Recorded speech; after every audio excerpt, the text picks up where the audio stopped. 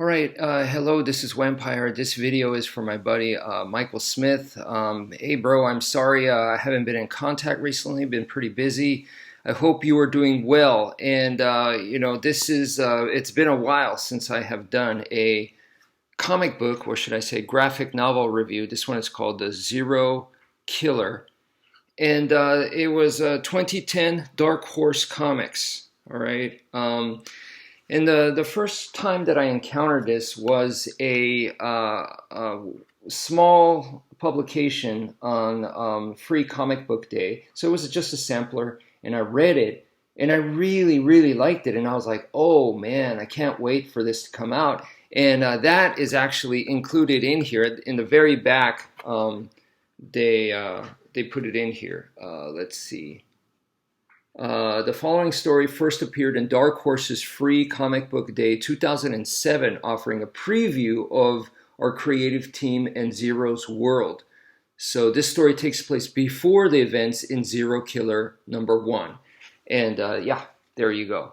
So that's in there, and it goes this way, so it's very thin. The art style, if you guys can see, just so you'll get an idea. For me, I'm kind of like, in a way, I try not to be. Sorry, it's backlit. I am pretty picky about artwork. And the new stuff today with a lot of computer graphics and stuff, it kind of really turns me off. I grew up in the 90s, so I really like that style because that's when I was reading the comic books the most. 80s, 90s, I started in the 80s. And then, of course, Mike and we were reading stuff. And he credits me to introducing him to Wolverine and the other like Marvel comics and stuff because he was super into Batman. And we were in junior high school at the time, and Batman, the '89 Michael Keaton had come out, and man, that had such a big impact. So I understand he was a big fan of Batman. And pretty much everywhere you looked at the time, everything was Batman. McDonald's had Batman stuff. It was just Batman all over the place. But that being said, this style right here, I really like the artwork. It's not completely old school, but it's not completely new school. To me, it's kind of right in between. And maybe because it's 2007, 2010, that kind of puts it more in an in-between. The story, let's see. The story really impressed me. How can I say this? This is pretty much, this kind of concludes this first arc. I don't know if there is a part 2. I wish there was. I don't think that they made more. I could be wrong because it's obviously been a while. But reading this recently, throughout the story that you guys are getting here, the story that's happening here, you're gonna get little excerpts, and these excerpts are like this. So it's like a newspaper clip. Reminded me a little bit of Watchmen. The Watchmen graphic novel was kind of like that. And that's sprinkled throughout very consistently.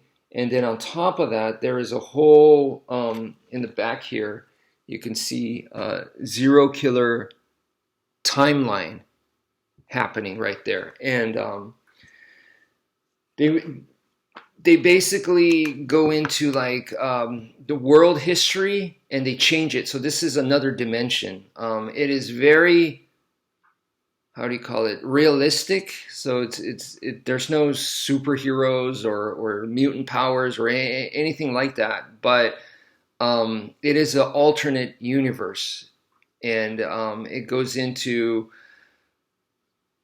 basically like a World War III happened, and the world had been completely nuked, all except for Africa.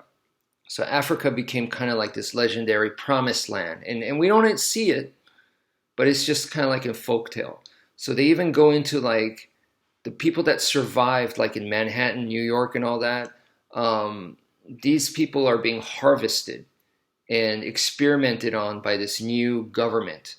and the government laws. It's basically a dystopian future in a post-apocalyptic world. And um, our main character lives in the Manhattan area.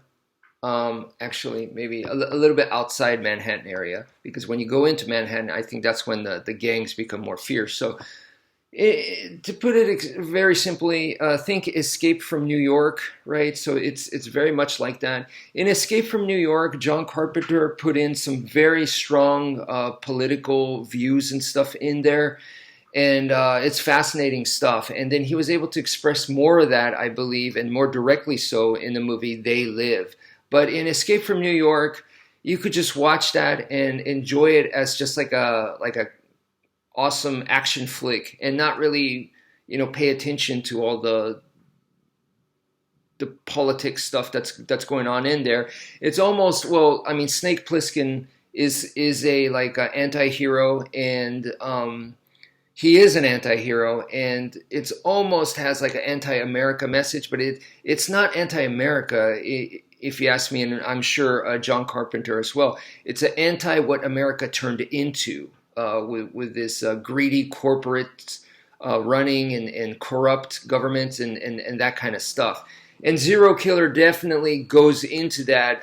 There is some really heavy politics stuff right here in the afterword, The Lost Continent. This is an awesome read where they talk about 9/11 and just stuff like that, and how that inspired the author's experience of being not too far when all that happened with the terrorist attacks and stuff, and then how that inspired this story right here. So Zero right here, like I said, is living in this post-apocalyptic world, and he is a former gang member, one of the most ruthless gangs, and not only that, he and his brother were pretty much supposed to take over the gang. And I'm not going to go play by play, all right? That's kind of Sensei Rick style, because if someone were to give this a chance and read it, I want you guys to to go through it and enjoy it. So anyway, think of him as almost like a ex-enforcer. So he's a bad dude. I mean, I kept thinking Vin Diesel. Like in the Chronicles of Riddick, or more so in Pitch Black, that kind of character. But he's not super huge. Now, he doesn't look small to me, and but I would say he's maybe 180 pounds, 170 pounds. I remember, this is post-apocalyptic, so it's probably hard to get lots of food and maintain muscle mass. But he definitely did seem like he is strong, but then he's also very agile. So it's a good balance. So he's not like me, like a 150 pounder, and he's not like a 200 plus pound guy either, I don't think. So I think he's more right in between. And yeah, he's an awesome fighter. And so he is now an outcast. So he's not part of the gang anymore. And he's just kind of doing his own thing. And like I said, people are getting harvested. The survivors are just, they're there, and the gangs have their own rules. So in a way, it's Escape from New York meets The Warriors. The Warriors is a classic cult movie from the 80s. Yeah, I believe it was the 80s.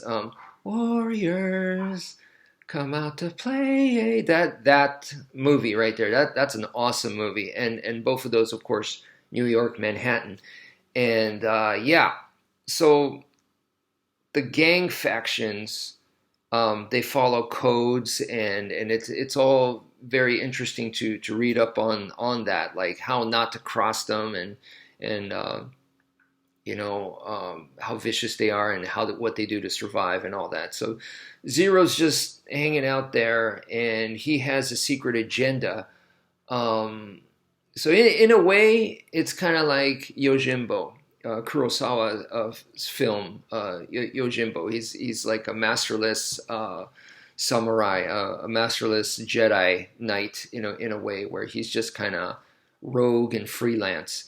And so that's already a very cool character. And then let's see, without giving too much spoilers, he gets mixed up in a situation where he gets an opportunity offered to him, but it's a sketchy. It's like I don't know if I could trust these guys or not. But this so-called government, the African government, come up to him, and they're like, "We're from Africa. We're not U.S." And the U.S. the way it's depicted here, like I said, they harvest people. They do experiments on people.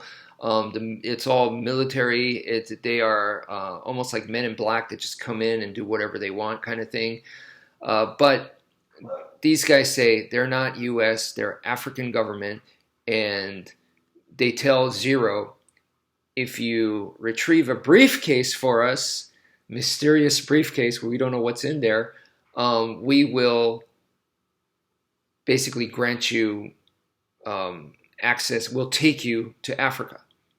And once again, Africa is the promised land. Everywhere else has been nuked. It's supposed to be paradise over there. So Zero's like, yeah, has to accept, right? And the briefcase, of course, is in the heart of the most vicious gang down in downtown Manhattan, where he used to operate, but now he's exiled, and he has to go back there. And it's, man, this is the worst gangs. He has to go into the middle of that and retrieve the briefcase. So very interesting story. Yeah, I really like the world that they create, because it draws you in. There's a lot of detail going on in there. You could tell the author really put a lot of time thinking up this world, and it reflects today in many ways in an interesting way. So, okay, I forgot to mention, yeah, there is a lot of action in here.